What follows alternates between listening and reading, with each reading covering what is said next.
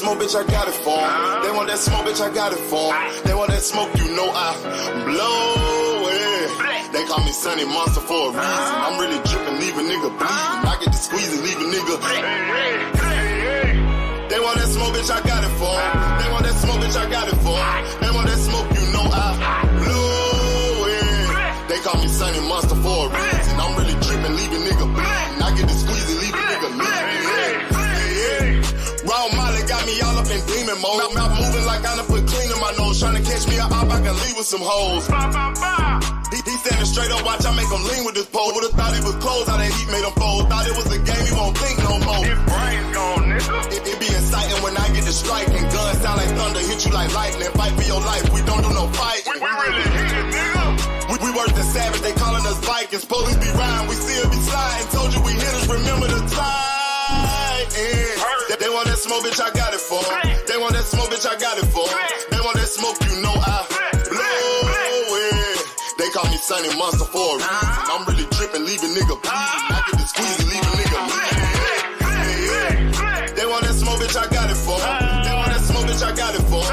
They want that smoke, you know I blow it. They call me Sunny Monster for a reason. I'm really dripping, leave a nigga bleeding. I get to squeeze and leave a nigga bleeding.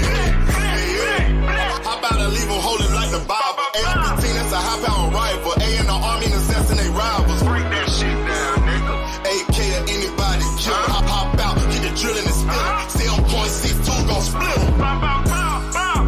LPN, that's for any fuck nigga. You a plug, then I'm pulling up, nigga. You my lunch, eat these bullets for dinner. 5.0, eat 'em up, eat 'em up. SK, smoke killer for show. Drum rounds and cripple ops Draco. I got them all, you don't want no.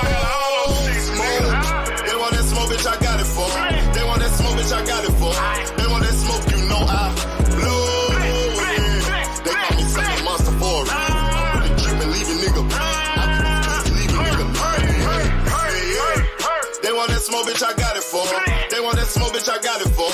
They want that smoke, you know I blow it. They call me Sunny Monster for a reason. I'm really dripping, leave a nigga bleeding. I get to squeeze and leave a nigga bleeding. Y'all know what the fuck going on around here, nigga. Y'all nigga keep talking about you want smoke. You can't catch me on social media, my nigga. I'm in the street with it, you dig what I'm saying? Nigga know they gotta kill me or die, nigga. Fuck you mean? Talking about smoke and we still living in the same bitch. No, sir. You don't got smoke with me, baby. You ain't been dead. You ain't got no smoke with me. Exactly. Niggas run around talking about they got smoke and they got beef, and niggas still living in the same city, in the same hood, on the same motherfucking block. But y'all ops, yeah, alright. Boy, niggas don't even know what opposition really means, boy. And shout out to the family. We done hit 400 subscribers. We just need 96 more to get medium monetized, and we need 596 more to become a monetized page. So I hope all y'all help me get that. You know, share the page, maybe on Instagram or Twitter if you can. I mean, I appreciate y'all. Like I said, I may have did shit on the upper echelon page, but this is a real page right here, right? And I feel this page right here. And like I've seen like old girl that was with the LDBC that was fucking with Black. She did her little prison page. Like, hell, she be doing a lot of freak stuff on hers, but shit, no hate to her. She got over 100,000 subscribers off that thing. And, you know, she did her Thug Thizzle. And me, I just want to get my shit out there, you know. They try to keep real motherfuckers down. But it's hard to keep a real motherfucker down because we real.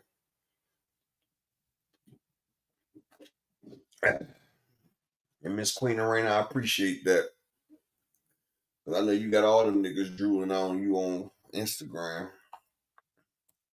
But shout out to the Queen Arena in the building. Peace and blessings, Queen, AMCFSG for life. My boy, Terrell Davis in the building. Salute to you, my brother. And We got four more people in here that ain't said nothing. I mean, like, if you part of the fam, say something, you get wrenched up. You know, I'm wrenching up the family because on this page right here, because motherfuckers don't believe me, but like I said, I'm a hustler. All my life I was a hustler. You know what I'm saying?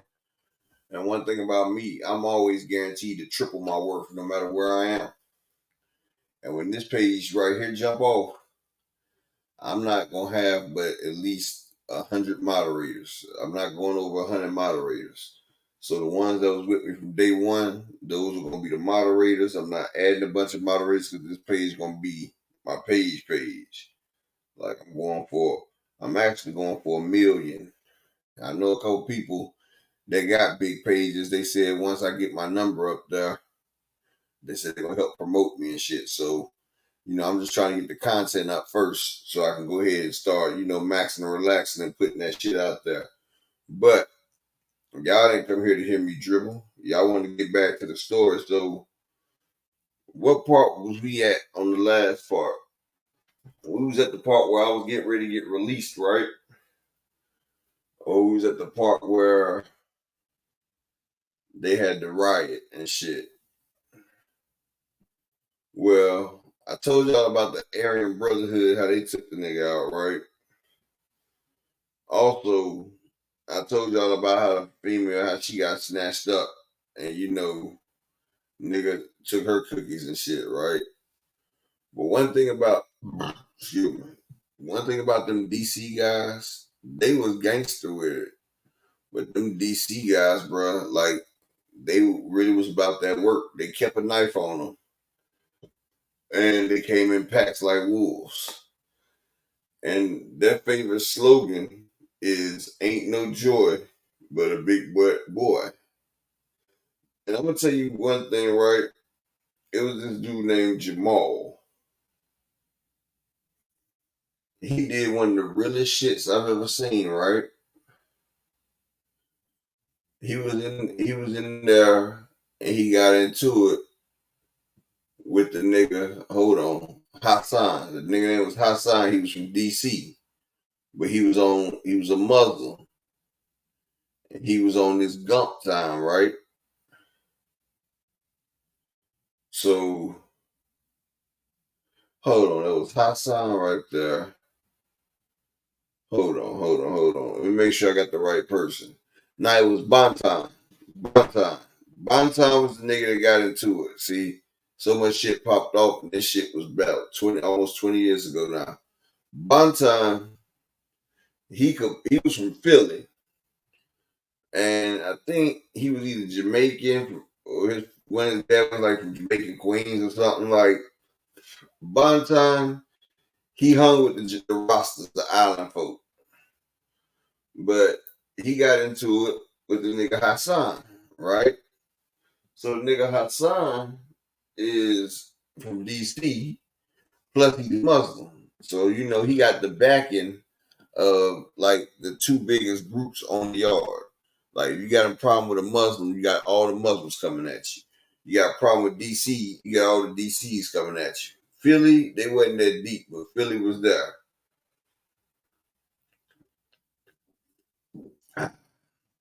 Really shit I've seen now. Or one of the realest shits. So Bonton was tired of the shit because he had said they need to get the nigga out of his room. He didn't want that bocce boy. He said he didn't want that bocce boy Chichi man shit in his room. So the niggas from DC felt appalled, and they was like, well, nigga, if you don't want it in your room, then you move out the damn room, which is totally disrespectful because Bonton was there first. But like I said, one thing about people I've noticed, it don't matter where a motherfucker from, when motherfuckers get numbers, their attitudes change. Cause like when I was at Beaumont, Texas, it wasn't nothing but like 8 or 9 DC niggas over there. We was on the West Coast. We was all talking about homeboy this and homeboy that while we was over there with the Mexicans and the white folks. They was all trying to be down, talking about we all the East Coast then. But when we on the East Coast and DC got about 700 motherfuckers, then it's fuck everybody but DC. You feel me? But that's the way motherfuckers do. So Bonton went up there. They in there. It's Saturday, so they in there making salat. That's what they call it, salat. So Bonton went up there with like 3 other niggas from Philly. And it had been raining out there that Saturday. It was a Saturday morning because it was right out the main line. And you know, Supreme Camp Salute, homie. So it was right out the main line. So Bonton walked up in the motherfucking damn, what, the mosque or whatever they had, little place where they was praying at. They was probably about like 150 deep. Had their prayer rails on the floor and everything. Bonton was on some disrespectful shit. Like he was walking on niggas' prayer rolls with his boots on. Shit was kind of muddy and everything. So the nigga got up, Hassan got up, and he's standing by the Iman and shit, right? So while he's standing by the Iman, the nigga Wise that was cool with him, it was Wise, and I'm trying to think of the nigga name. He had a funny fucking name. Stink. It was either Stink or Stinky. Big goofy ass nigga from DC. I can't remember his name. It was either Stink or Stinky. His name had something to do with smelling bad. Like that was his nickname. I don't want to butcher it because I don't want nobody to be like, "Oh, you lying and shit." No. Everything I say is factual. If you was there, you can fact check. If you know somebody was there at the time, they can tell you. But his name was either Stinky or Stank or Funky. It was something. It was something that had to do with smelling bad. So Bonton walked up in there and the Imam sat there and told him, look, this is a place that you're not supposed to. So, you know, Saturday is my day of worship as well. Because from Friday night to Saturday night, you know, me as the Hebrew Israelite, you know, I be down there in my prayer service too. And like ours is like a room sectioned off from theirs, but we can see what's going on over there. And you know, it's motherfucking action. So you know, in prison, when action pop off, niggas trying to see what the hell going on, right? So they was talking about, well, nigga, we can handle this the peaceful way or what you call it, but this our salat day and this is our holy day. We're not trying to do this shit today. But Bonton had enough. They had came up there with their jumps and everything, and it was a nigga from DC. I'm trying to remember what the nigga name was. I'm just gonna call him DC because I can't remember his name, but he could fight his ass off. He used to box. And Bonton used to box as well, right? So Bonton, like I said, he did some real fucking shit. And they was talking shit. All things, my brother, peace and blessings to you, King. He told the nigga Stink, I'm trying to see you. He spat and motherfucking Hassan face. Now look, it was Hassan, Stink, and DC, right? So the 3 of them standing right there in front of the Iman and everything. So Bonton walked up to the 3 of them. He told Stink, I'm trying to see you. He spit in Hassan's face and he said, we there already. He told that nigga, we there. And then he told motherfucking DC, I'm trying to see you. So immediately him and DC started knuckling it up, started banging it. Boom, boom, boom, boom, boom, boom, boom, boom. And motherfuckers is giving it a fair one. A couple of them tried to jump in, but the Iman told him to stay back. You know, that man called those 3 out. So he's sitting there rocking. Him and DC rocked for about 30 minutes. DC giving him the business. He giving DC the business. And like it was going down. And then he put DC down with one. And then Hassan, you know, the one with spit in his face came over there. He got dropped with a 2-piece. Like I knew he was a little punk ass nigga. He just joined for protection. And then he started rocking with Stinking them. And like he was giving a good account. Bonton was giving a good account till they came and got that nigga, dog. Like the damn people came in there and got him after a while before it finished. But I was just like, bruh, that's some real shit. I would like to walk up to 3 motherfuckers myself. Like, the shit was so cool. Like, I would like to walk up to 3 niggas and say, I'm trying to see you, spit in that nigga face and say, we there already. And I'm trying to see you and take off on that nigga. Like, bruh. Like I said, bro, that shit was like a movie, bro. Like, that shit cool as fuck, dog. Like, nigga, I'm trying to see you. We there. That's how I went. He was like, nigga, I'm trying to see you. Then he looked at the other nigga, he was like, we there. And then I'm trying to see you and start taking off. Like, that's how that shit went within a couple seconds, dog. I was like, bro, this is action.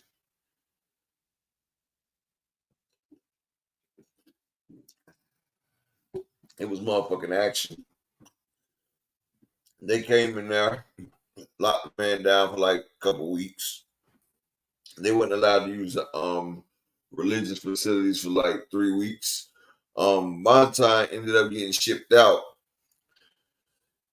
because, like I said, in the federal prison, they do a lot of that politic and shit.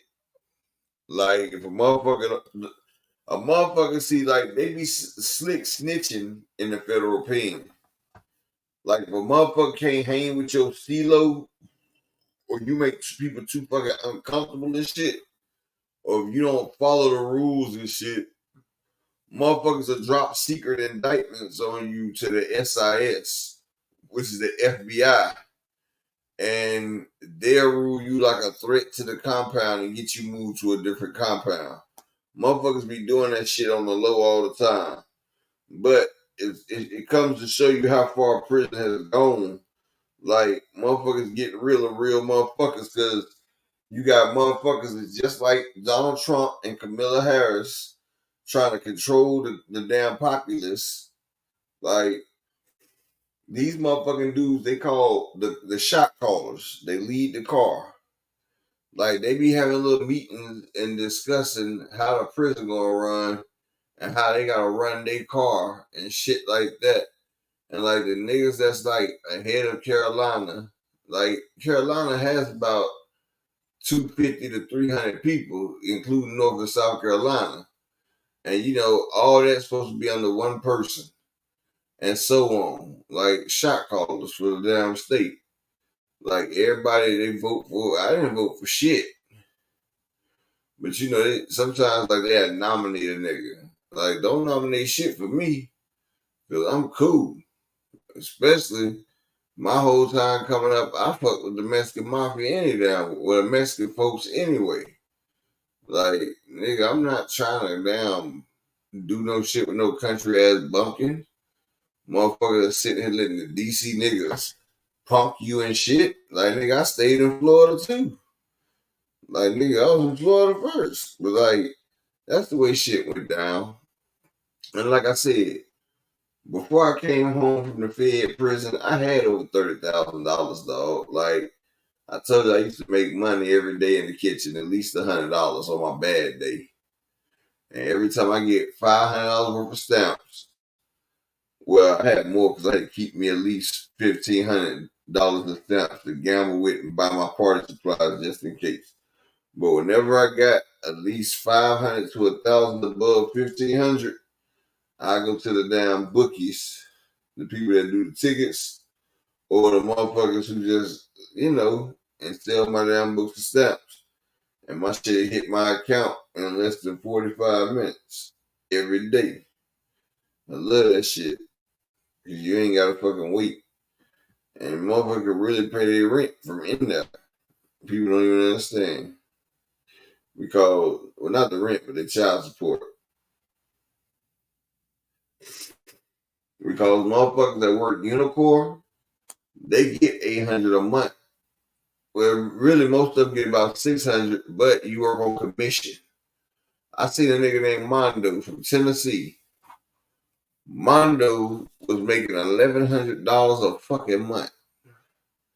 He was on the ed team of BDUs. So battle dress uniforms. When they came to him, he had to fix the shit out.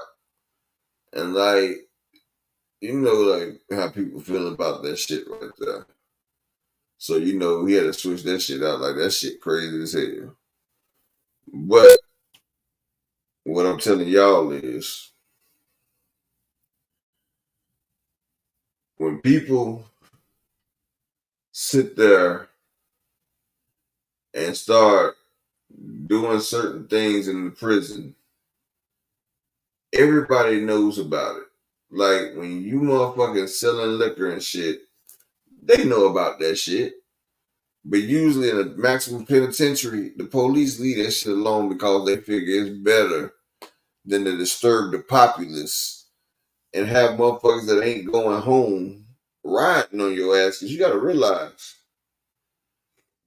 it ain't nothing but like maybe 250 officers on that yard at all times with over 2,500 inmates. That's a 10-to-1 disparity. I don't care if you got guns or not. That shit could end up very fatal very fast. That's why when you sign the contract to become a federal officer, you give forfeiture of your life while you're in there. Because the feds will tell you they do not negotiate with terrorists. They tell you that when you go to Fed court. They do not negotiate with terrorists. So if they deem you to be motherfucking an incel, then they're going to come in there and they're going to give you what for. Then they're going to give you what's the matter. And then they're going to give you what for may come. That's how they do. They try to break your spirit. But the motherfuckers, their spirit broke a lot too. Like the motherfucking police officers up there they be on their damn toes, bro. Like they be on their motherfucking toes, scared as shit. Like you got some of them that want to be assholes, but most of them be scared. They just want to get along and get along. And like when they took away the packs of cigarettes, like even my cousin when he was locked up, when I was home, I had to give this girl $1,000, and she brought him a carton of Newports in there. Off a carton of Newports, you can make $50 per cigarette off a pack of Newport 100s. So off a 20 pack, you making $1,000 per pack of cigarettes just by stealing that shit. And so off a damn motherfucking carton, he's gonna make about 15 to 20,000 off one carton. And me and Cuz did that for a minute till he came home. He was eating good. But the fucked up shit about me and my cousin is, my cousin was a flashy motherfucker. He got that money. I can't complain. When I came home, he had the record label set up. He had Nicki Minaj. He had Jadakiss. He had Freeway. He had everybody. The only problem is he spent as fast as he got it. Another problem is if you ask anybody in Winston, North Carolina, motherfuckers didn't respect my cousin. My cousin got robbed for 3 bricks twice. Like they hit that nigga twice. One day it was a nigga named, well, we'll get to that in a little bit, dog, but they used to think of my cousin as a walking bank, dog, and they thought they could withdraw money at all times from him. And I'm going to get to that shit because that shit had me pissed the fuck off. Because this is my dad's brother's son. You feel what I'm saying? But as we get closer, let's get out of this prison shit. Let's get to this shit that make you pop. So, like I said, as I got closer to getting out of prison, my ex, she started hitting my damn phone up 24/7. Well, she started sending me a letter every day. Every day. And she sent a message to my mom talking about, if you talk to him, tell him to call me. So I called her one day, collect. I wasn't about to spend my money to call her. So when I called her collect, and when you call collect in the Fed prison, that shit like $17 damn for a 15-minute call. That shit like $17. I made her pay that whole 17.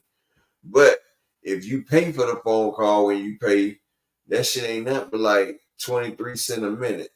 So it's like $3 and some change for a 15-minute call. Like it's 23 cents a minute. That's $3.45. It's $3.45 for a 15-minute call.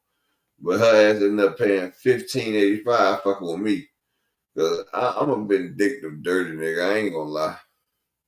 And I was pissed off. But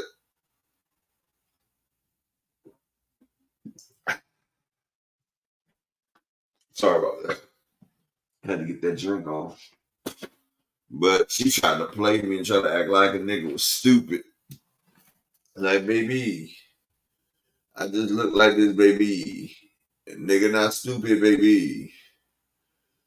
Like, especially, I ain't even tell y'all about the day my nigga Joe Swan, nigga they called Tweezy. He was a nigga I used to fuck with on the street. He from Boston Projects. I'm from OGB, but real recognize real. Plus, me and Tweezy, we grew up together a little bit, you know, because I was on the north side going to school. So Tweezy know me from there. And like when Tweezy was there, you know, he had some pictures.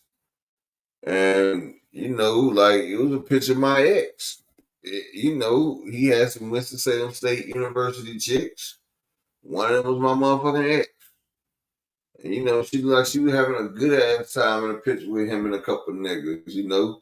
It was about 4 or 5 chicks in the picture, but she was there. I didn't say nothing. You know, I kept it G. I kept it player. Y'all know how we players gotta do. You can't let that shit get to you. But you best believe that picture stayed in my mind the rest of my bed. Yes, sir. So yeah, when I'm coming home, she's like, I can't wait till you get home. So she can't see my release date. Plus, my release date is for a Sunday. And in the feds, they can't hold you longer than the day you're supposed to be released. They don't release people on Saturday. They don't release people on Sunday. So if a Sunday release, that means I get out on Friday. And did. My mom, my grandma, they came and got me. But before I left,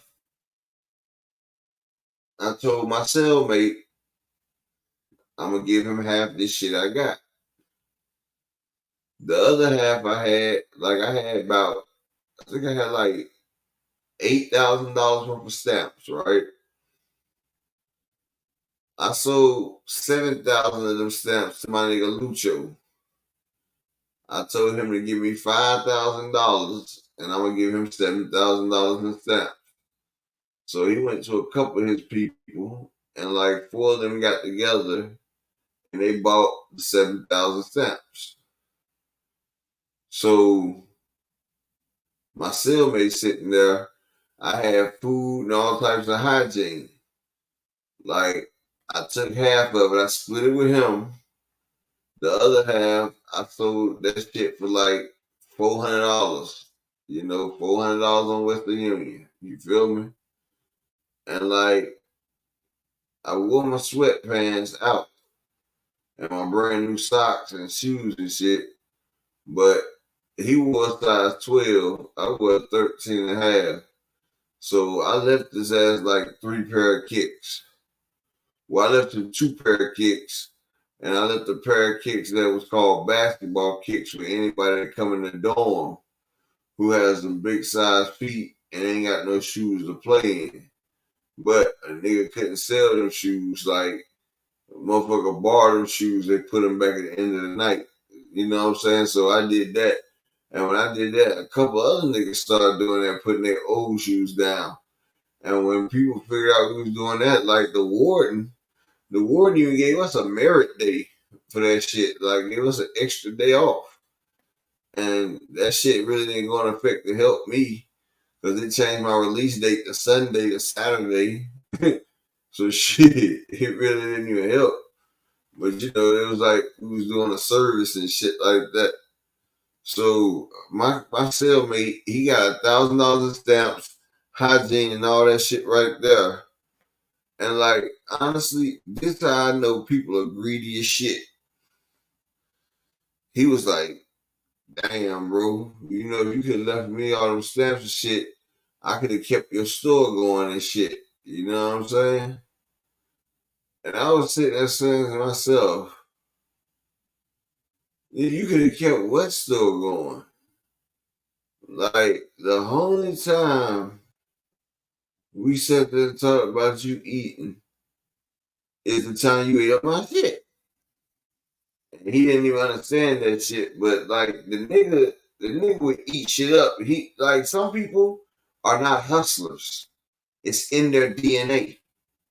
And so instead of letting my shit get wasted, I hollered at my nigga Lucho, who's been running a store for at least 8 years in prison.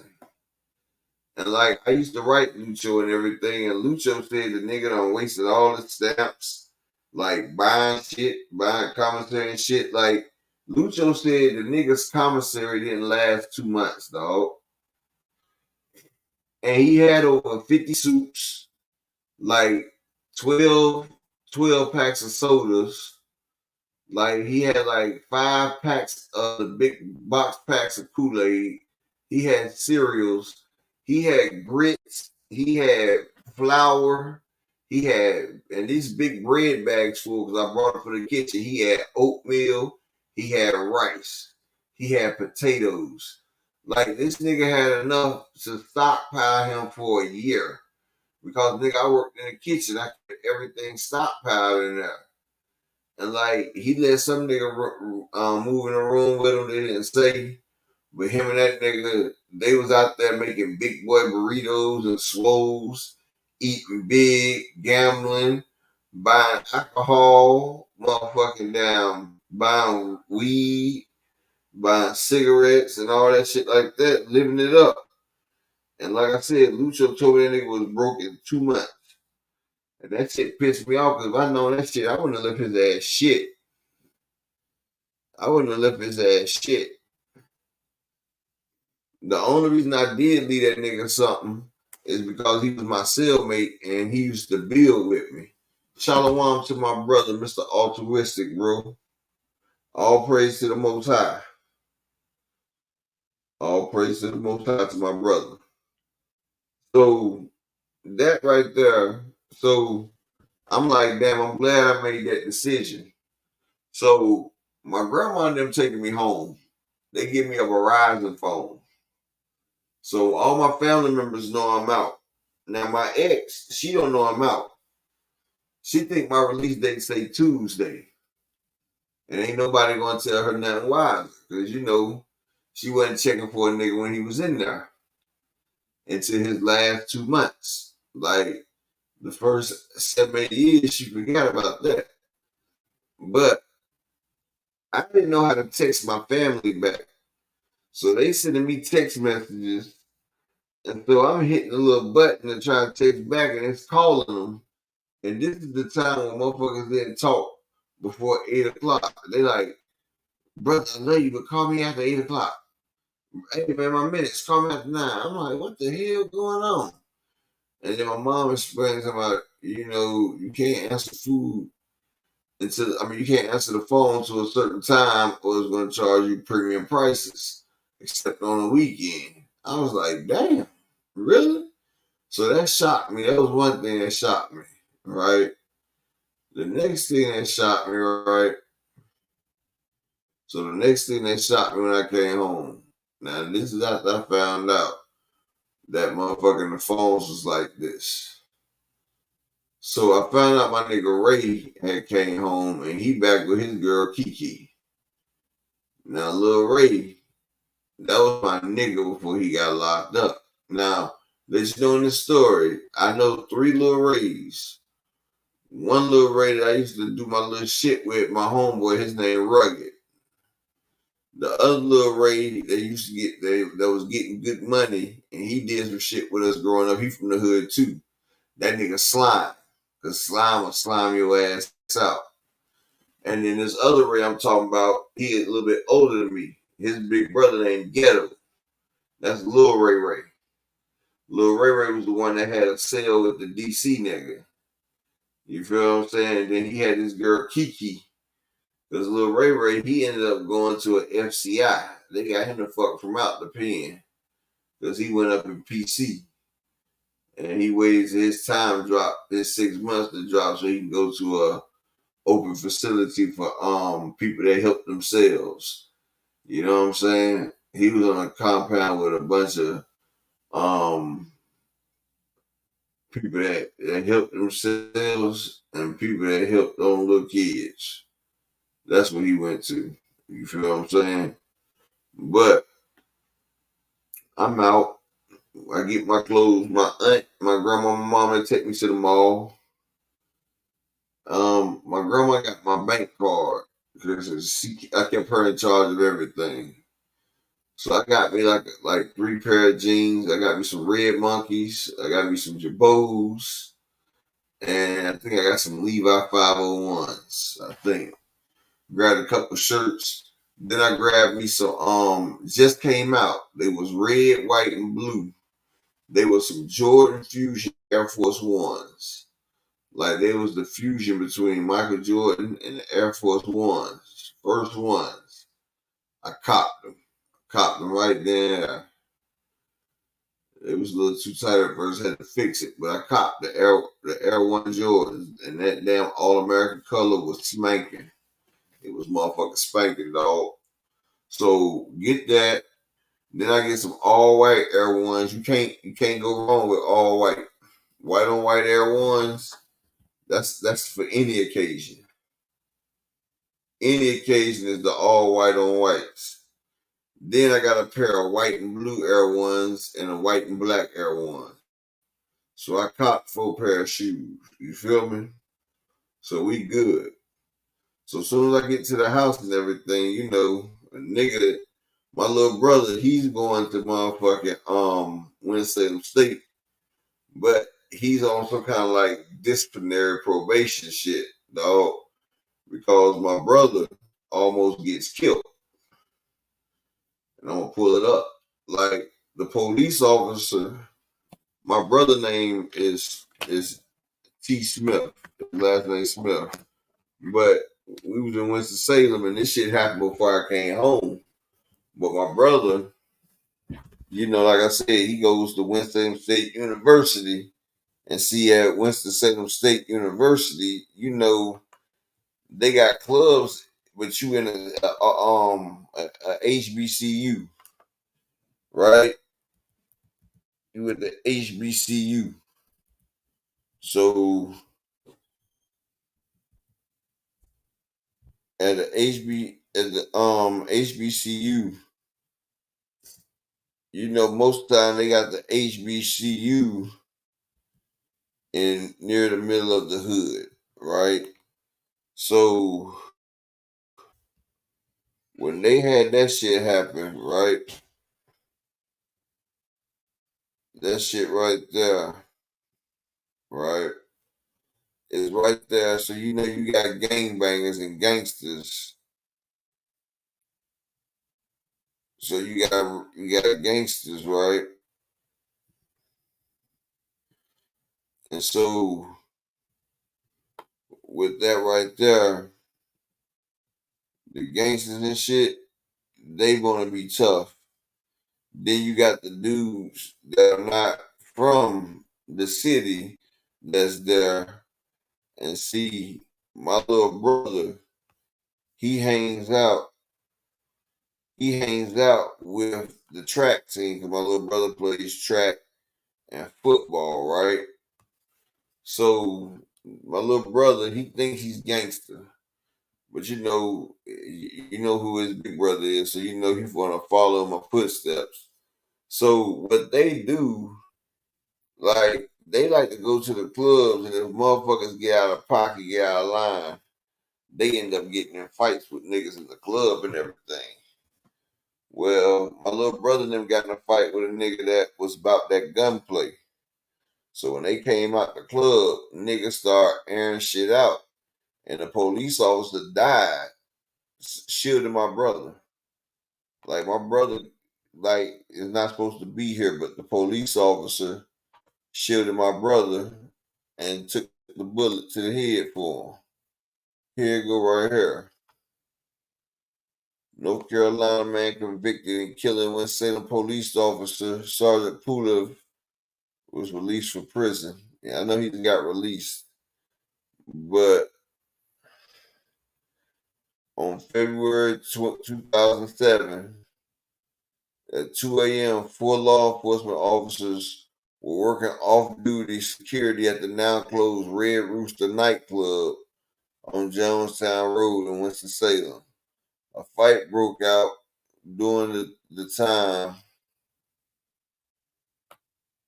and the fight moved outside, continued to escalate and shots were fired.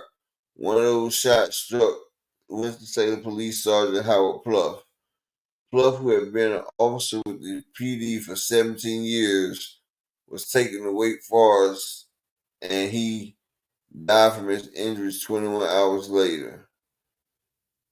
You know what I'm saying? The man that was convicted,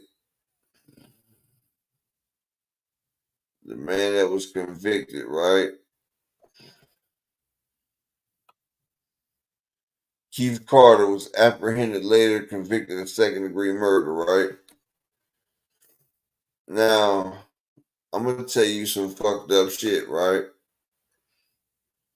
So, this is what's really fucked up. My brother's not a street nigga, right? So, me and my brother, we don't live by the same code. So, the nigga that tried to kill my brother was trying to get out because they were saying people couldn't really see who did the shooting. So the defense tried to subpoena my brother and get my brother to, back the shooter's story up, because eventually they found out. Highly gifted, salute my brother. Eventually they found out that he was my brother, right? And like, I don't want to damn make it seem like I'm some kind of kingpin or nothing, but when they realized he was my brother, that put a new spin on shit, especially when they knew I was coming home soon. So they was trying to spin it. They was trying to pay my little brother like 15,000 payoff, and was trying to get him to like spin it and say that he didn't see who shot. But the fucked up shit about it, nigga, you tried to kill my brother. But me being a street nigga, I couldn't say shit about it, even if you did try to kill me. Like, me being a street nigga, because of the values that I held at that time. Like, nigga, you try to get one off on me, I'm not going to help the police do their job. You feel what I'm saying? And so my little brother, he was torn behind that because, like I said, he's a college student. Like, he goes out there, he does this little ruffian shit with his little friends and everything, but my brother ain't about pushing nobody off the side of the planet. You feel what I'm saying? He ain't about going in the house and leaving everybody a stain on the floor. Like, I hate to say it, but he ain't about booting a kid in the chest and tossing one out the window. He's not with that shit, dog. My little brother getting his little scraps and shit like that, and that's it. You feel me? But even his people reached out to me, and I was just like, well, bro, when I come home, bro, I need to talk to him about trying to kill my brother. And the dude was like, well, bro, we didn't know, but I didn't care. I was just trying to hope that nigga got into the federal system quick before I got home, because I had a birthday cake for that nigga, dog. That nigga wouldn't have made it out the shower if he'd have gotten that motherfucker. You know what I'm saying? But I told my little brother, just tell the motherfucking prosecutors that you got post-traumatic stress and you can't remember what was going on. All you know is that you felt the weight on top of you, and that's all you remember. You blacked out because the officer took the shot and he slumped over my brother. Like, he slumped over top of my brother. So he was dead. And he was shielding my brother for all the shots because he was dead. You feel what I'm saying? And like, the man's family was pleading with my brother to say what it was. And my brother was like, I couldn't see exactly, but I know who I was fighting with. So they was happy about that. So another motherfucker said he was going to confess he seen it all. And so the dude went ahead and took a plea bargain. I think he took a plea bargain for 16 years. But see, you only get 16 years for killing a cop if he black. Now, if that had been a white police officer he killed, he would have got a death penalty or he never would have came home. That's period. Our lives ain't worth shit even if we fucking protectors of the law. That's what they think about our people in a nutshell. But like I said, that dude was just now getting back on the streets. And I'm gonna let him get settled in, but man, I'm still gotta talk about that situation because I could be without a brother right now because of him. And me, I'm the type of nigga I've always held grudges. Like I never let shit go, but also me being an Israelite, I'm supposed to forgive and forget. So I'm gonna talk to him, and that nigga gotta make something right. You feel what I'm saying? Cause see, that's what people don't realize. Like that's what's wrong with today's religion. Because people think just because you apologize and you ask for repent, then that means that you will be forgiven for your sin. No, that's not what it is. One thing about asking for forgiveness and repenting is you ask for forgiveness. Then you gotta make sure you don't do it again. Plus, if you steal from somebody, you can't just say, I'm sorry I stole from you. I repent. No, in the Bible it says you gotta give that person something of equal or greater value. Like what you do to somebody and you ask for forgiveness, you have to repay that back in kind. Like if you sit there and you stole from a man, you gotta pay him back what you stole and some. If you hurt a man, you have to get yourself hurt or hurt yourself back in kind. Like God used to live from the eye for an eye code. That's the problem. People don't understand that. People don't understand that, after a certain while, you just can't. You just can't. And people don't understand that. But one thing I can say, y'all pay attention to me. He's good. My brother's good. So, like I said, when I came home from prison, it was on a Friday. Now, my family came and got me from Lee County, Virginia. It was a 5.5 hour ride to Winston-Salem, North Carolina, plus the 35 minutes it took in the store. But see, I'm a nigga, dog. My aunt, my grandma, my mama, they wanted to politic in the store. I was like, nope. I grabbed the quickest things and I grabbed it all at the same fucking store. I wasn't about to do that shit right there. I grabbed everything out the same store. I think it was Macy's. It was either Macy's, Belk, or J.C. Penney's. We wasn't about to go walk through that motherfucking mall. They had Nike brand. They had everything I needed. I said, we're going to do it right here, and we good. We not about to go nowhere, especially not my aunt. My aunt, you go to the damn mall, my aunt, you better pack a fucking lunch. Because my aunt, she's going to be there. Like, my aunt is going to damn take all freaking day at the fucking mall. That's one thing I can tell you right there. My aunt. But she means so well and she get anybody to shirt off her back. That's why I love her. So I called my cousin. I'm like, cuz, where you at? He was like, what's up, cuz, you home? I'm like, hell yeah. He was like, well, man, you need to come up to the studio. So I'm like, oh shit, you got a studio? He was like, yeah. And we got your boy Rise with us. So I'm like, who the fuck is Rise? I didn't know who he was. But apparently, Rise was one of the hottest things out in Carolina. And he was going up and he was about to blow. So I was like, damn, what happened?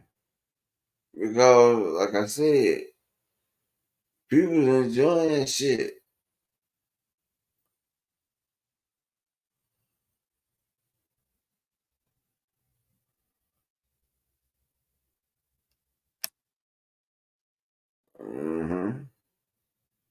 So yeah, I'm gonna tell you like this. Give me 1 second.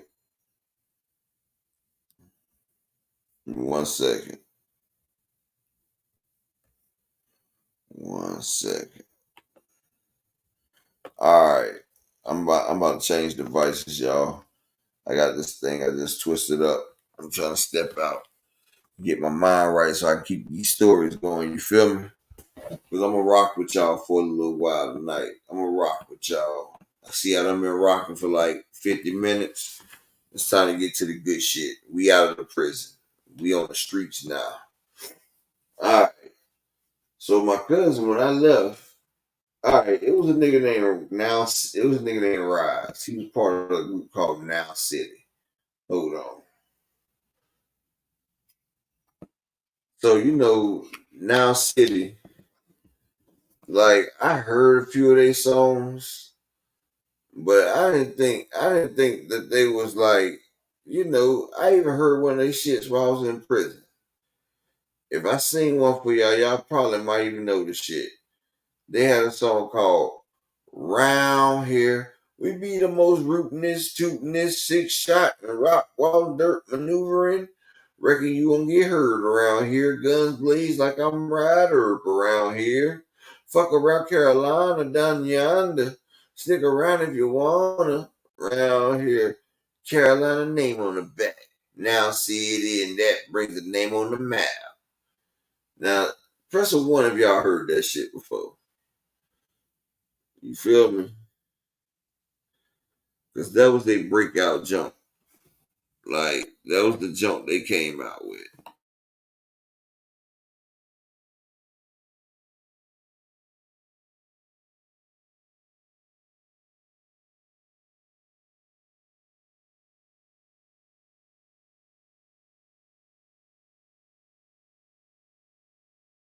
Devices. Yeah. Yeah. Well, that's the song that they came out with. And, they was getting some play from it. Like, people was giving them some airtime. So, my cousin, he got with this nigga named Yacht. And both of them, first off, my cousin was fucking with this nigga named B-Mac. If you from North Carolina, you know B-Mac. B-Mac got locked up in like 2003 to 2004. The feds ran down on him, caught him with like $4 million, a Lamborghini, and he had a pet monkey. He was like the BMF, he was like Big Meech of North Carolina, basically. The nigga even had a pet monkey, and he was dressed in all Gucci. You feel what I'm saying? But before he left, B Mac had the plug. And B Mac passed the plug on to my cousin and this nigga named Yacht. When B Mac got locked up, a lot of niggas got locked up. It was like 30 of them. It was a whole conspiracy. I think B Mac got the least amount, the most time with 46 years.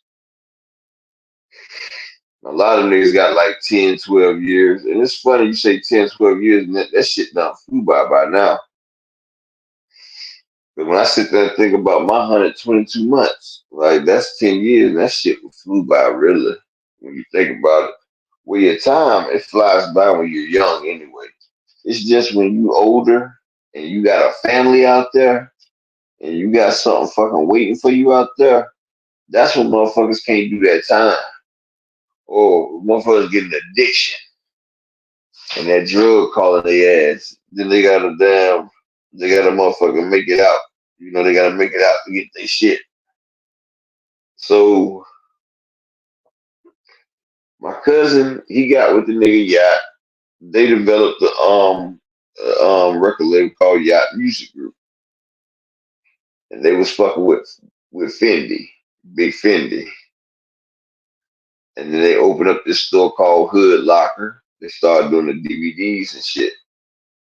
So my cousin, he had a little bit of flow.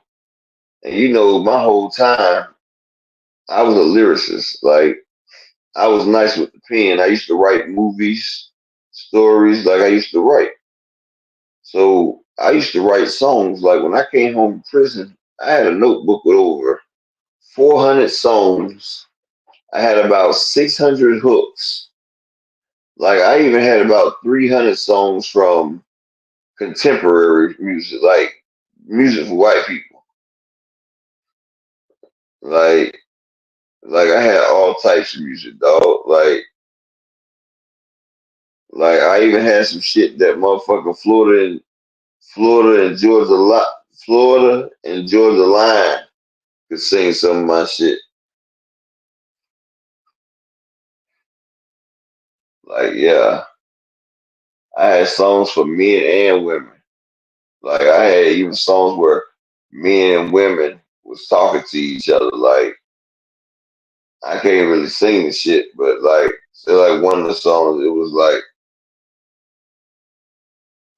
don't laugh at me, but this was supposed to be like a guy and a girl talking.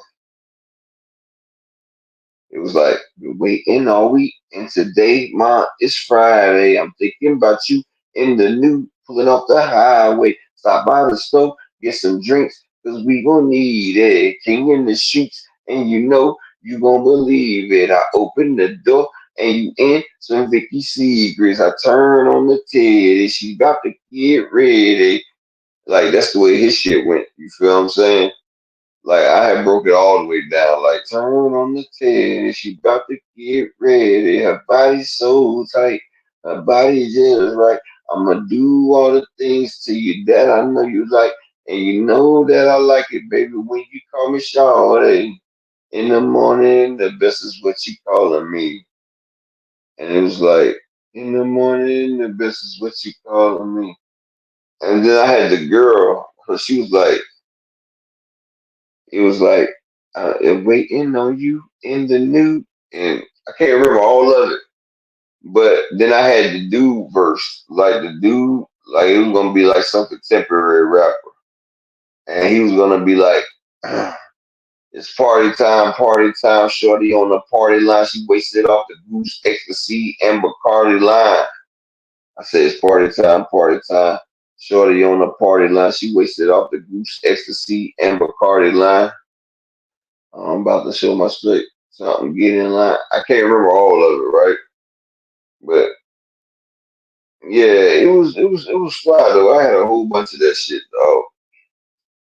Like a whole shit. It'll probably come back to me soon, but like I had so many songs. Like, yeah, it was a lot.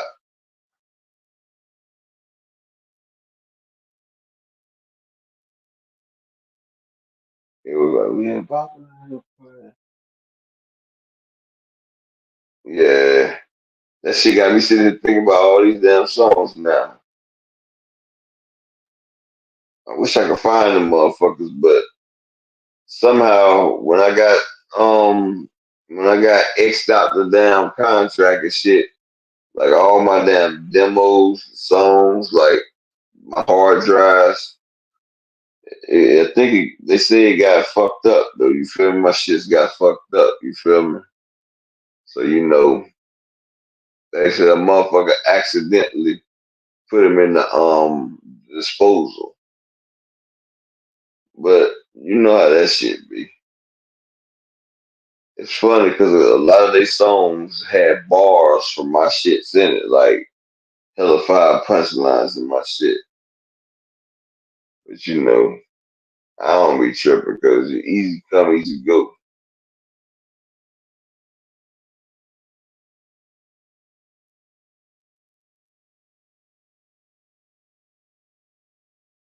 Yep. Y'all give me 1 second. All right, Terrell. Yeah, Oddly Gifted.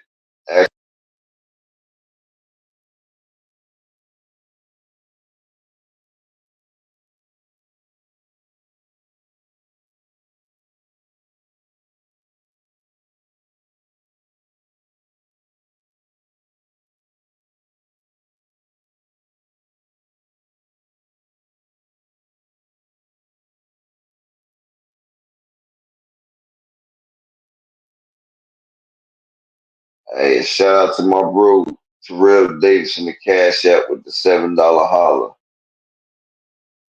Yeah, Oddly Gifted. They said it was Persian some shit, and they said that somebody came in there trying to steal their shit, and they said it was a virus, so they had to purge what was on the memory cards, and they said that it was some confidential stuff that they had to put through the shredder. You feel what I'm saying? Like that's what was told to me. Yeah, that's what was told to me, right? But it's crazy because I'm gonna spit to y'all this verse, this part right here, and this whole part that I made was in one of my cousins' people's rhymes. This right here, I was like, I'm a champion, and bitch, I'm scoring like I'm 23. King James, Michael Jordan, women by the century. If I'm wild and fought by thousands, give them all an interest fee. Gucci style and Virgin Islands get back home, they mention me. That means I'm so remarkable. A sight for sore eyes, a feast for your opticals. So far ahead, you might need binoculars. They say the world's mine. I treat it like a shopping go, ahead of my time, like a premature birth. My sex game's the truth, and they say the truth hurts. You feel what I'm saying? I heard that whole version in somebody else's song. And I even asked them about the double and triple entendres that I use. When I sat there and said, you know, pay them all an interest fee. You feel what I'm saying? Like, motherfucker didn't realize that was a triple entendre. When I say I pay them all an interest fee, you know, I pay attention to them for one. Plus, you know, when you take up somebody's valuable space or their money or their commodity, you have to pay interest on that. You feel me? Plus, I'm interested in you. So I'm giving you interest fee because I'm interested in you. See, that was a triple entendre that he couldn't even explain. But my shit was crazy, dog. Bar for bar. Bar for bar, he took it. Like, I even sat there and say I'm scoring like I'm 23. King James and Michael Jordan. Both of them wore 23. Women by the century. That means I got women by the hundreds. But like I say, if I'm on my bullshit, I be like, if I'm wilding, they flop by thousands. I pay them all an interest fee. You feel me? Triple entendre on a nigga.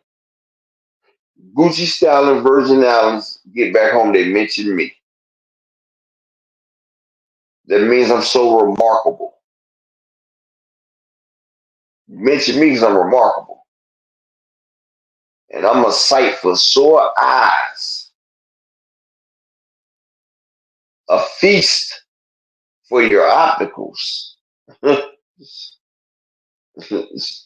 So far ahead, you might need binoculars.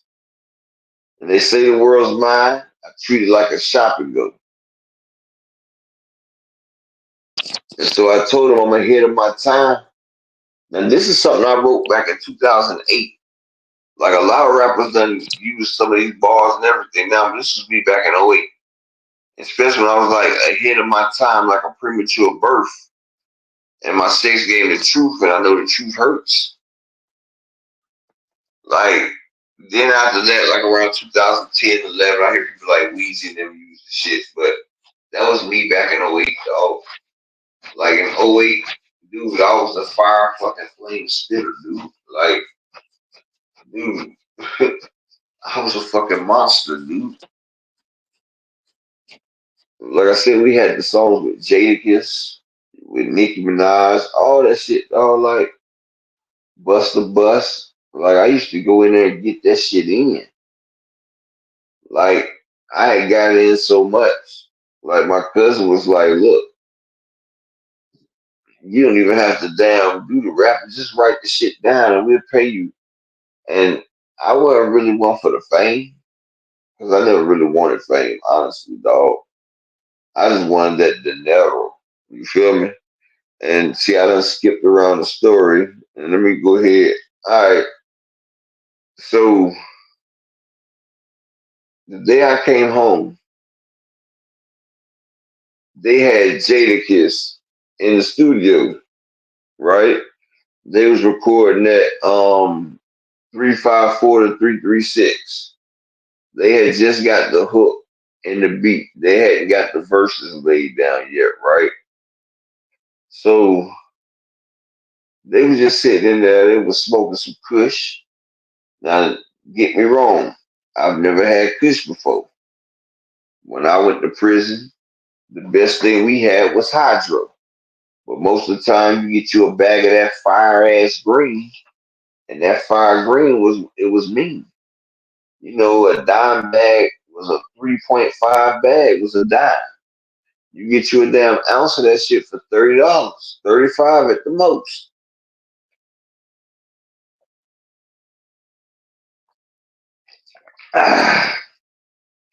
Some niggas was selling quarters for 15. You feel me? Like weed was plentiful in that day. And you know, get you a get you an ounce and shit for like 35, $40. Because you know, my cousin them they had the weed truck. You know, I was the cleanup man, and he had damn lawn care service.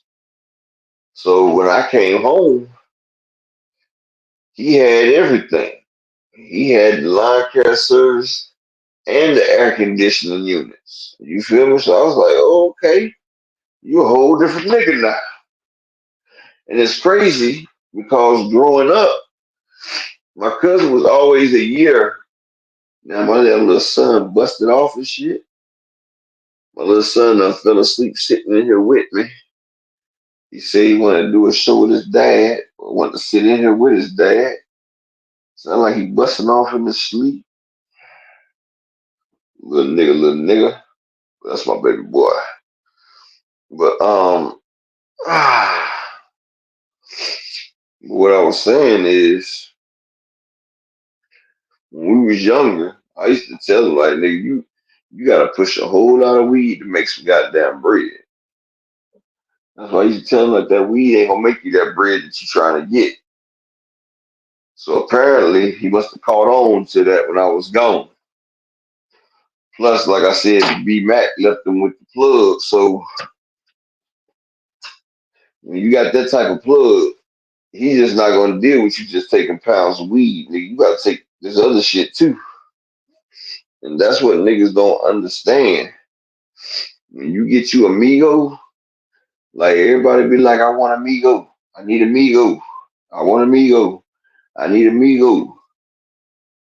Getting amigo isn't everything it cracked up to be. For real. When you get amigo, they don't understand the word no. They don't understand the word you good. It's not that.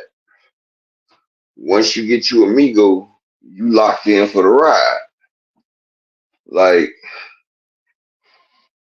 and if you can never get ahead of your amigo, you a bad motherfucker. You feel me? But they come like clockwork. Now, if you can ever pick up your pace of your production and you can get ahead of your amigo, you'll make him do that smile and he be like, my friend, you good, my friend. Like, that's how you get their respect. But what your amigo want, he wants to keep you in debt, dog. Like, people don't understand. Your Mexican plug, he wants you in debt. He don't want you buying your own shit. And I'm gonna tell you why. Because if you buy your own shit, then you can complain. When your shit not right, you can complain. That motherfucker can he can put like motherfucking, you get you a whole brick, he can put you a down 4 pieces of some bullshit in there. You can't complain because you get it on consignment. I'll give me 1 second. I gotta walk past my wife room. I ain't trying to wake her ass up. Give me a second. Y'all give me 1 second.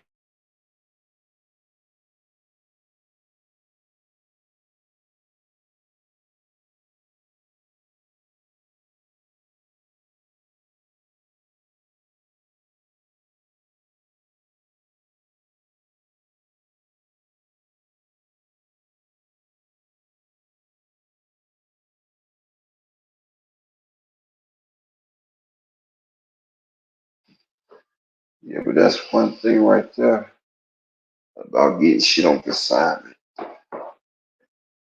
Whenever you get shit on consignment, you stuck by the other person's rules. If the shit ain't the way you want it, if it ain't locking up how you like it, you try to call them with that shit like, yo, mijo, this shit just lost like five in the pot. Well, homie, I give it to you. It's not like you paying for it. Just just take 1,000 off what you owe me. 1,000, bro. It lost 5 ounces. Just make it 1,500. But I don't want to talk about this no more. Like niggas be really handling you, dog. Like they really be fucking handling you. But when you get to the point where he's not giving you your shit on consignment, and your shit loses 4 or 5 ounces, you like, yo, homie, this shit ain't right. Come fix this shit ASAP. My bad, my friend. He's right there. He's gonna fix it ASAP. That's the difference between working with somebody and working for yourself. And when you got it on consignment, you best believe there's a 10% markup on that price. He giving you five of them on consignment. He charging you 110. You buying five, you getting that shit for 90. Yeah, that's a 10% markup. And one thing about buying your own, you buy five, he throw you five. Yeah, you buy five dips, he throw you five of them bricks. And he still respects you because you buying it. But one thing about it, when you buy five and he give you five, first thing you do, you get his money for that five and get him the fuck out the way. Get him the fuck out the way because no matter what happens, you'll always be straight with him. If everything happens and you get robbed, you ain't got no more money, all your dope gone, you get locked up, your face is straight with your plug. So that means you can come with no money and he will get you back right because you always kept his shit right. And that's what people don't understand. But see, when I came home, my cousin had B-Max plug. And B-Max plug was pushing him everything. He had an ice cream, the motherfucking clean. He didn't have them on the dog foods yet. Them boys wasn't ready for the dog food. They wasn't in the dog food era. But you know, I paid attention when I was locked up. And there was a couple of niggas that was telling me about the dog food. So you know I was hip. So the first day I'm in the studio and they just getting high as hell off Kush. When I hit that shit the first time, that shit had me choking so goddamn bad. Uh, Highly gifted. Honestly, the Migos got better prices than Jamaicans. I'm a Haitian, and I'd rather deal with anybody but my people. I've seen too many Haitians, but they always trying to get over on you. No matter how much money Haitians got, they still trying to get over on you. Hell, I've even caught myself trying to do the same shit. I ain't gonna lie. It's just the Haitian nature. The motherfuckers been getting on us for so long. But like I was saying, came home right. We sitting in there. I hit that kush. That shit took me into another world off of 2 hits. I'm choking. I can't breathe. It felt like I had an asthma attack. They talking about breathe, nigga, breathe. Now I had been smoking a little dro and a little con bud here and there in the prison, but that shit didn't have me prepared. That's the way it is, Island Giffin. Like I said, I had to catch myself. You know, I had a couple times where I was tempted to do it, but I didn't because I know about karma. But I'm just telling you, everybody get that itch to get that little extra money. It's the nature of the game. Because a motherfucker do it to you. You can say they won't, but a motherfucker will get an extra 100 or 2 off of you if he can. Matter of fact, he gonna try. He could be your best friend. Nigga can tell y'all that shit was 2,500. That shit was really 22. He pocketed the other 3. I watched them do it to their own brothers. Like, nigga, this a dirty world. It's a dirty game. And nobody trying to have the same amount as the next nigga. They always trying to be higher than the next nigga. That's the way it is. I keep it real over here, dog. Like, niggas that grew up together, brothers, dog, will sit there and backdoor each other. Will backdoor each other.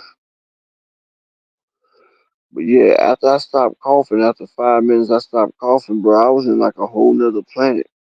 I thought them niggas laced that damn blunt with LSD or whatever, because that shit was right there. It was called OG Purple Kush. And I fell in love with that shit. That shit was black and orange. It looked like a disease. Like, they don't even have that shit out no more. I haven't seen that shit since 2008, late 2000, like early 2009. I've been looking for that shit, dog.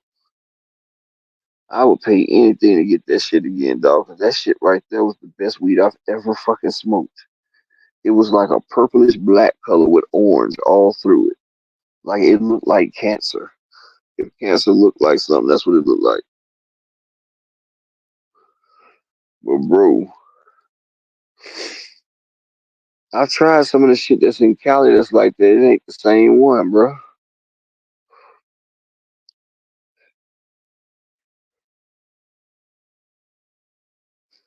But like, so we in there high as hell. So they in there freestyling. Now, I remember part of it, so y'all don't get mad at me. But I went in there and I freestyled, and they was recording the freestyle, so I heard it a few times. But they had that Roscoe Dash, that girl drop it to the floor, know the way that booty go. All I wanna do is see you beautiful and see you girl dance. So I freestyled to that beat right there. And after I did that, Jadakiss made a call, and he got in a call with this girl named Debbie Anthony, and he replayed the freestyle for her. Debbie Anthony had me down in Georgia that next weekend and signed me. She was gonna sign me to Grand Hustle under Yacht Music Group. Though they was trying to 360 me, bro. Like, they was trying to 360 me, dog. Like, my cousin was trying to get in on it. They was trying to give me $120,000 advance, right? But with the $120,000 advance, I had to cover my own production. I had to cover my promotion. Like, I had to cover my videos and my travel. And my cousin then would have got 10%, while she got another 15% out of my proceeds from my shows. Plus, to cover that 120 advance, I would have to produce 2 albums and a mixtape. I was like, nah, dog.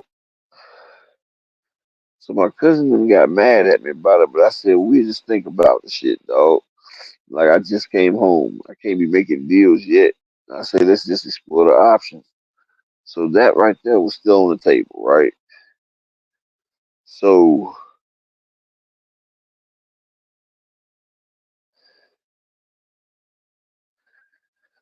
okay, the 360 deal, right? Oddly gifted. I would have been signed to my cousin record label, right? And my cousin record label would have been signed to T.I.'s Grand Hustle with just me. Now they could have other artists that signed, like when they sold Nicki Minaj outright to Gucci Man for around $400,000. He paid my cousin Infinity $400,000 outright to Gucci.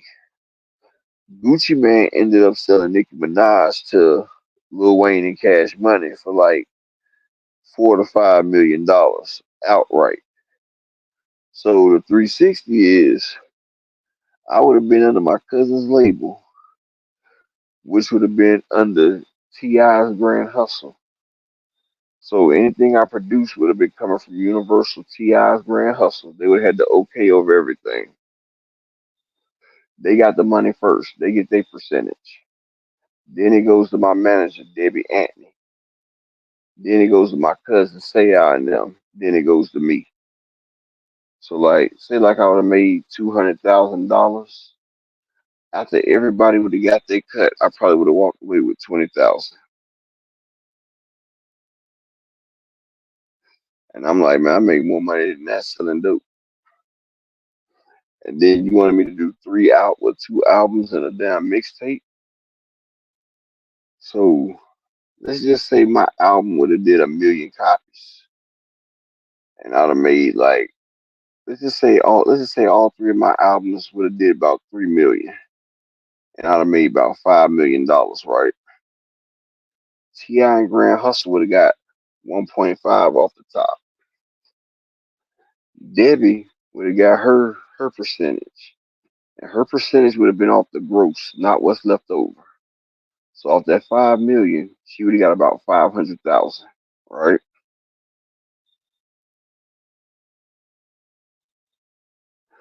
So my cousin and them, they 25%. That would have been off the gross, not what was left. So now it's 3 million left. Now he would have got 25% of the 5 million. So out of my $5 million, I would have probably walked away with about 1.5, right? Now out of my 1.5, well maybe two. Well probably about 1.5. Now out of my 1.5, my 360 deal say I have to pay for my my production. I have to pay for my travel.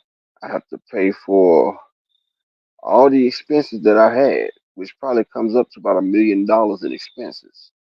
So out of $5 million, I might just have $300,000 to $400,000.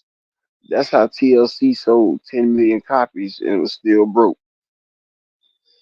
That's a 360 deal.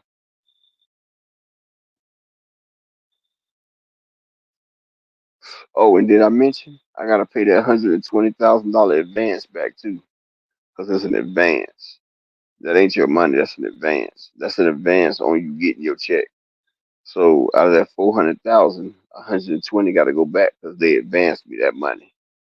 That was never my money.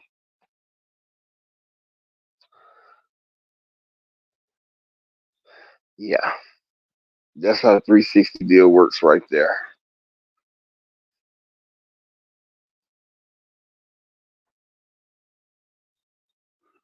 Well, they do that to people because people be coming from poverty and they want that money so fucking bad. Like Glorilla, Yo Gotti put her in a 360 deal, but Glorilla buck pop like hell. She's out of her deal. She done dropped music back to back. She's popping. Now she has a straight up deal with Yo Gotti and she got her own label. Like some people do good in 360s. Like Meek Mill was in a 360 at one time. Drake was in a 360. But Birdman was about to kill Lil Wayne because Drake was signed to Lil Wayne under Young Money. But you know, Lil Wayne was trying to leave leave Birdman. You know, Nicki Minaj and Drake were signed to Lil Wayne and Young Money. If y'all remember that interview, Birdman came right out and told Lil Wayne, he said, nigga, you can leave Cash Money. But he said Nicki Minaj and Drake, they staying here. They Cash Money for life. So even though those are Lil Wayne's artists, Birdman just Suge Knight Lil Wayne. Y'all can go find that interview. Birdman told Lil Wayne, nigga, I'm taking your artist. Like, nigga, you can go. But Drake and Nicki Minaj, they staying here. They made Baby too much money. And that's how them motherfuckers be doing, dog. Yeah, like he straight up took Lil Wayne's artists. Now Lil Wayne could have took him to court and did all that bullshit, but you know he already had Lil Wayne shit shot up by Young Thug and them. He was trying to get Lil Wayne off, and that's why Drake said, "Y'all better not come to my." But see, Birdman, him and Drake are okay. But see, Drake, he getting pimped out by Jay Prince. See, Drake part of the mob now. So Jay Prince is slowing Birdman's money down.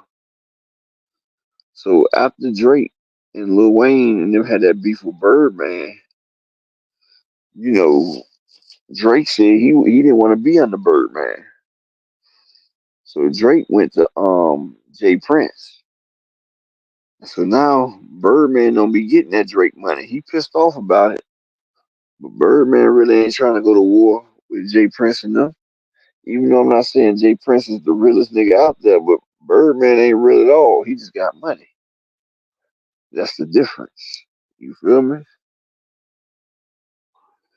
But when I got to the studio, now I can't remember the freestyle, but this is the one I did when I was right there with Jadakiss. Now it was that Roscoe Dash that drop it to the floor. I love the way your booty goes. And I was like, okay, hold on. It was like, I told you before, social home, gotta love it. Rap beef, I bring the ketchup and the mustard. I stay on point, these dope niggas can't cut it. MVP, these niggas balling on a budget. Finally, I broke free. I've been through the struggle, a full-blooded pit off the leash, no muzzle. Married to the game, used to. It's a high-stakes struggle. Hold on. Now y'all remember I'm riding to the damn Roscoe beat. Full-blooded pit off the leash, no muzzle. Married to the game. Now I play every hand. Now the house in trouble. This that real shit. Gotta live that hood life. Moving on up. George Jefferson, that good life. Every day, car clean, looking like a car show. Here today, going tomorrow. So I say, fuck tomorrow. So I'm all in. Bitch, I'm balling. Birds gather around once the bread start falling. Married to the game, I think I hear Shorty calling. They gotta take the win. Man, these niggas brought the law in. I'm never stalling. I'm on these premium. These fake niggas try to sign. Listen, I ain't seeing them. I'm waking up in cold sweat. What the fuck did you expect? All this pain in my life. You know what the fuck to expect? A cold blooded beef. Tossed between the rocks. Now the streets on smash between the dope and the rocks. What hunger made me the Fed's worst nightmare. A house full of drugs, the Fed sitting right there. Only live once, you coward niggas die 1,000 times. I need something to the mall, heard that 1,000 times. On the top, it's so lonely. Things in my past still haunt me. Hold on. I said, I came up in the game like Barkley on his prime, trade full on my back, so they say the city's mine. A menace to society, at least that's what the feds say. I make niggas act like duck when that lid spray. Donnie Brasco's undercover police. Crest won't fix what I left in your whole cheeks. More that they hate, the more they try to take. Is it me or the money or you not in my place? Kush got my mind cloudy. I got no understanding. Shooting in the crowd, I'm trying to hit whoever standing. Escalade photo, pumping with that fofo. They like Geechee beaches working down in Soho's. I can't remember the rest. But see, I was riding that damn beat. That's why it sounded a lot different if you heard on that beat. I couldn't remember all the words though. But I know I was like, Kush got my mind cloudy. I got no understanding. Shooting in the crowd, I'm trying to hit whoever standing. Escalade photos, busting with the fofo. They like Geechee bitches working down the soul hole. Take the guys, no roll. Games in the chokehold. Them niggas freeze like they posing for a photo. I can't remember it all. I just know it was games in the chokehold, shake the dice, no go. These niggas freeze like they posing for a photo. I had killed that shit though. I ain't heard it in a while though.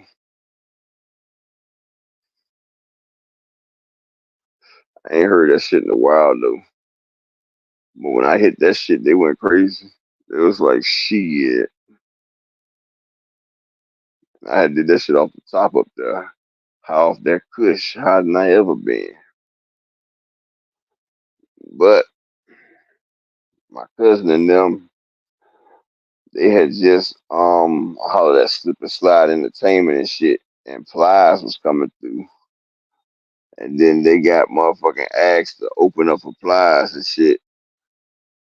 But they said okay, it started the week afterwards, right? But they had to finish that damn song with Jadakiss. So my cousin had told me, go ahead and write me a verse to get on there. And he asked me if I could write him a verse. So I wrote my cousin verse and I wrote my verse. And so they heard the shit. My cousin went in there and laid down his verse, right? Jada laid down his verse. My cousin, I'm thinking I'm about to be on a song with him and Jada. I'm like, yeah, word. So he was like, "Cuz, let me holler at you for a minute." He was like, "Shit, this should be fire as hell if I do this just with me and Jada. You know, I'm trying to push out my solo LP and shit." And I was like, "So what are you saying?" He was like, "Bruh, I'm gonna pay you for writing my verse." But he was like, "Look, like, I mean, you can hop on this song if you want to. You see my cousin, you family over everything. Or I can give you something special for this other verse, and I just go ahead and do this other verse too." And I was like, "Oh, you don't want me on a song?" He was like, "It wasn't that." But he say, "I know how you is about, you know." And he said, "You gonna have to perform this song, you got to go places. I know you ain't like that." So I was like, "Well, you know what, bro? What you gonna do, man?" So he was like, "Well, shit, I slide you a 4-way." I said, "Shit, go ahead and take the verse, man." Y'all know I had just came home that day. You know what I'm saying? I had just came home that day. I done smoked me some kush. They got me an interview set up with the damn rap lady, Debbie Anthony. That's Waka Flocka mama. I didn't know it at the time. But this nigga about to give me 4.5 of some clean. That's what I was trying to find me somebody to get the clean from anyway. And cuz just say but for my verse and his verse, he about to give me 4.5 and I ain't gotta pay shit back. That's all fucking profit. So you know I came home with over 30 in my account. So that means I ain't even gotta touch that. That means the damn motherfucking stacking is about to begin. Like, nigga, I'm about to start back like I never left. And then he had a couple more niggas on his team and shit. Like the other dude, nigga Yacht, that was co motherfucking owner of the label. He was like, shit, I need you to write a couple of these songs for me and I'm gonna pay you.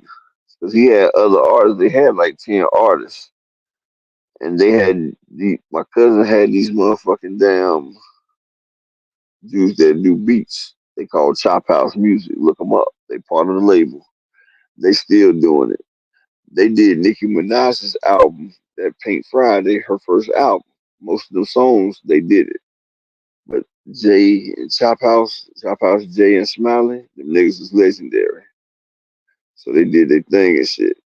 So that's how that started. Like, and I also was going to get a chance to do my own shit. Like, my cousin told me, like, my songs that I write for myself, I ain't got to pay for studio time. They'll make the beats for me and all that shit right there. So I'm thinking that's a win-win situation. So I just got home.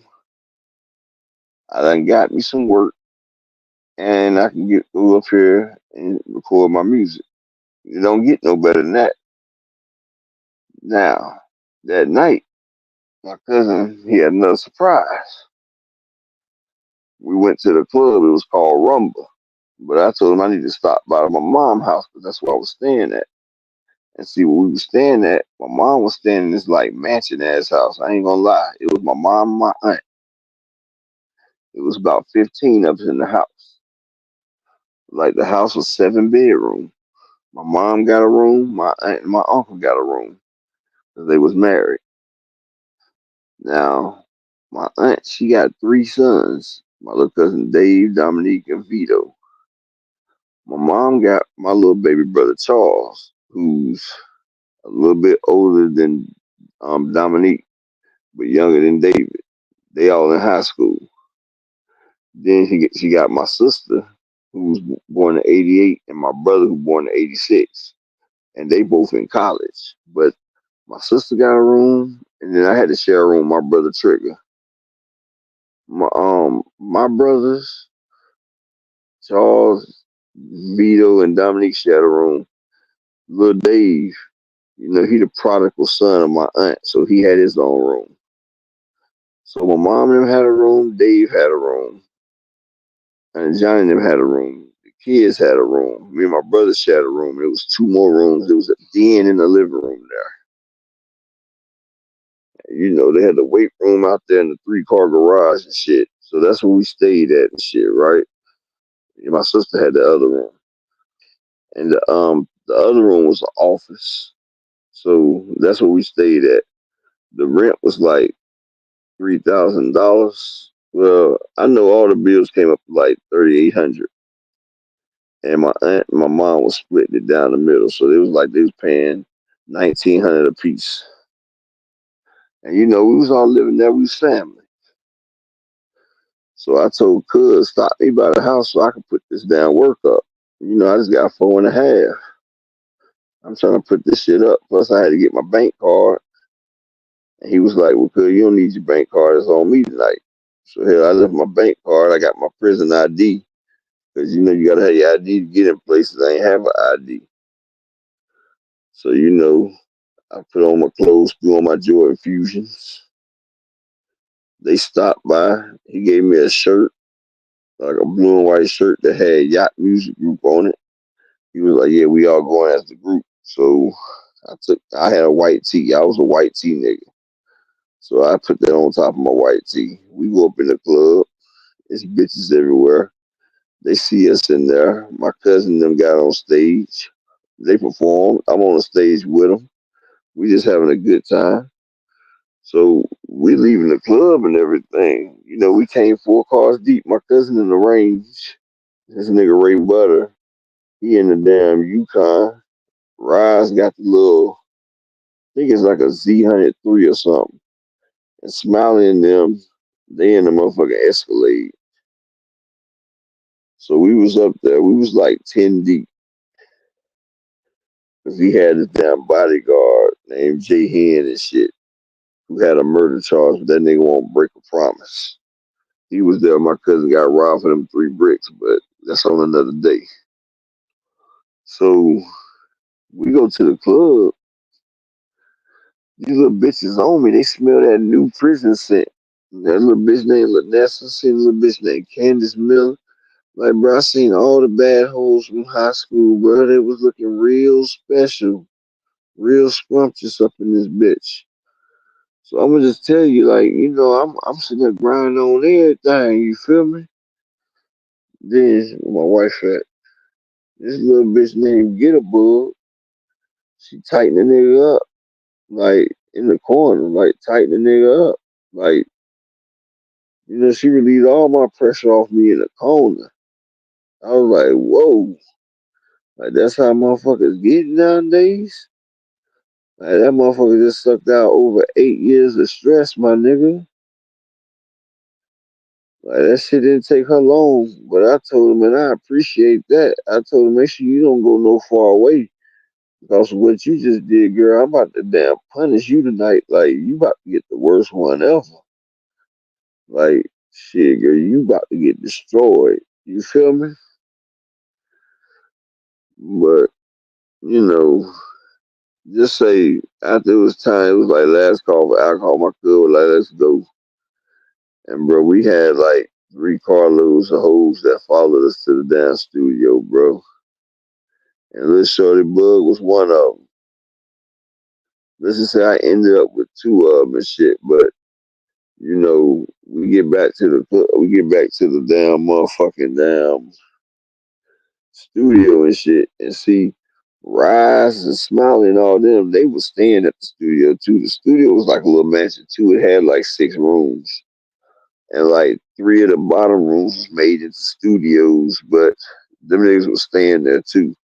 Yacht was basically paying them niggas rent and shit and having them stay there so they can make music all the time. But I'm gonna tell y'all what happened when we got back to the studio tomorrow. You know, it's been 1 hour and 41 minutes. Y'all know I usually just do this show for 1 hour, but we got the cooking tonight. Y'all make sure y'all smash that like button, man. I appreciate y'all for coming through, and shout out to my boy Terrell Davis and the Cash App supporting the channel, bro. I appreciate y'all. And make sure y'all share this channel if y'all can, bro. I'm trying to get this shit to run the numbers up, man. But I appreciate all y'all that came through. And everybody that commented, you know, I got you rinsed up because on some real shit, once I get 100 riches on this channel, this is going to be my official channel, I ain't rinsing nobody else up, bro. Only family get rinsed over here. But peace and bless to all y'all, man. And like I said, I start coming on between Tuesday, Wednesday, and Thursday from 10:45 to 11 something. Just look for me. It's hard for me to get up and get on this shit on time sometimes, bro. Cause you know I gotta handle my wife first, but peace and bless to all y'all, bro. They want that smoke, bitch, I got it for 'em. They want that smoke, bitch, I got it for 'em. They want that smoke, you know I blow it. They call me Sunny Monster for a reason. I'm really dripping, leave a nigga bleeding. I get to squeeze and leave a nigga. They want that smoke, bitch, I got it for 'em. They want that smoke, bitch, I got it for 'em. They want that smoke, you know I blow it. They call me Sunny Monster for a reason. I'm really dripping, leave a nigga bleeding. I get to squeeze and leave a nigga bleeding. Raw Molly got me all up in demon mode. Mouth moving like I done put clean in my nose. Tryna catch me up, I can leave with some hoes. He standing straight up, watch I make him lean with this pole. Would've thought he was closed, how that heat made him fold. Thought it was a game, he won't think no more. His brain's gone, nigga. It be exciting when I get to striking. Guns sound like thunder, hit you like lightning. Fight for your life, we don't do no fighting. We really hit it, nigga. We worse than savage, they calling us Vikings. Police be riding, we still be sliding. Told you we hitters, remember the time. They want that smoke, bitch, I got it for 'em. They want that smoke, bitch, I got it for 'em. They want that smoke, you know I blow it. They call me Sunny Monster for a reason. I'm really dripping, leave a nigga bleeding. I get to squeeze and leave a nigga bleeding. They want that smoke, bitch, I got it for 'em. They want that smoke, bitch, I got it for 'em. They want that smoke, you know I blow it. They call me Sunny Monster for a reason. I'm really dripping, leave a nigga bleeding. I get to squeeze and leave a nigga bleeding. How about I leave them holding like the Bible? AR-15, that's a high-power rifle. A in the army and assassinate rivals. Break that shit down, nigga. AK or anybody kill. Hop out, get the drill in the spiller. 7.62 gon' split 'em. FN, that's for any fuck nigga. You a plug, then I'm pulling up, nigga. You my lunch, eating bullet for dinner. 5.0, eat 'em up, eat 'em up. SK, smoke killer for show. Drum rounds and cripple ops Draco. I got them all, you don't want no. I got all those shit, nigga. They want that smoke, bitch, I got it for 'em. They want that smoke, bitch, I got it for 'em. They want that smoke, you know I blow it. They call me Sunny Monster for a reason. I'm really dripping, leave a nigga bleeding. I get to squeeze and leave a nigga bleeding. They want that smoke, bitch, I got it for 'em. They want that smoke, bitch, I got it for 'em.